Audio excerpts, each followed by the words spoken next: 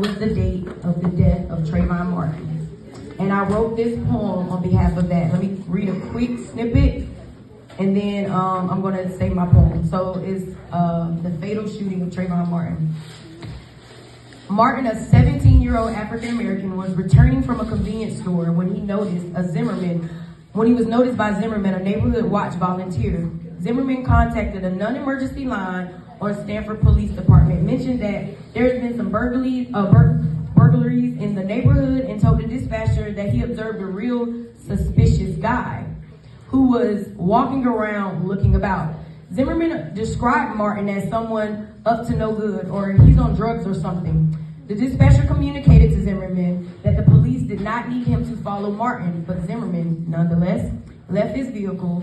Later said he had done this in order to ascertain his location by taking a closer look on the street sign. A violent confrontation ensued, and Zimmerman fired his weapon at Martin close range, killing him.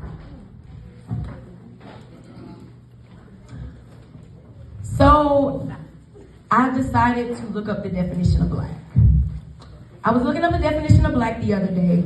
It stated the darkest color, the result of the absence of light.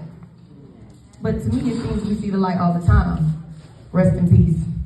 They say the good die young. Emmett Till, Trayvon Martin, George Zimmerman. I just have a question. They say the good die young, so they tried to bury us. But they didn't know we were seeds. We no longer talk to our kids about the birds and the bees. It's more like you are not a coon, a monkey, or jigaboo, but son, daughter, student, friend.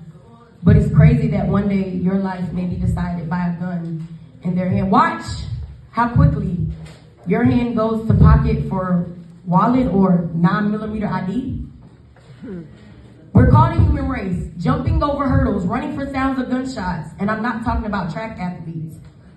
But speaking of sports, it's crazy how Trayvon Martin's life ended like a baseball game because he took a short stop but wasn't safe on the way home.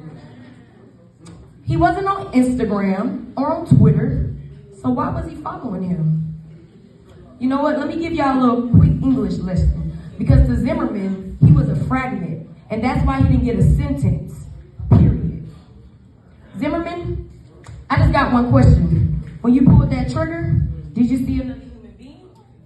Or just another? Never mind. I'm sorry his black skin didn't match your picket white fences, so you automatically assumed his intentions? And when did being black and wearing a hood anywhere outside of the hood automatically assume your intentions?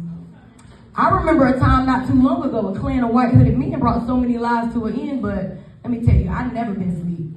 Martin Luther King said I can dream. Nas came back and said I can be what I want to be. But I'm gonna listen, you know, at this time to Malcolm X when he said fight, because freedom isn't always free. Now, when I say fight, I don't mean with my hands, and I also even don't mean with my mouth. I mean with each other in unity, because that's how we do it from down south. Now, I know I'm from a different part, and I know my southern accent has different roots, but that's when I said they tried to bury us and they didn't know we were seeds. And now I know we don't talk to our kids about the birds and the bees, and we have to tell them what we're not, but let me tell you what we are. And what happens when we come together, like my pinky, my index, my middle, my finger, my thumb, they don't know what to expect. So I extend my arm out, put my head down, and then we gain our respect. Thank you.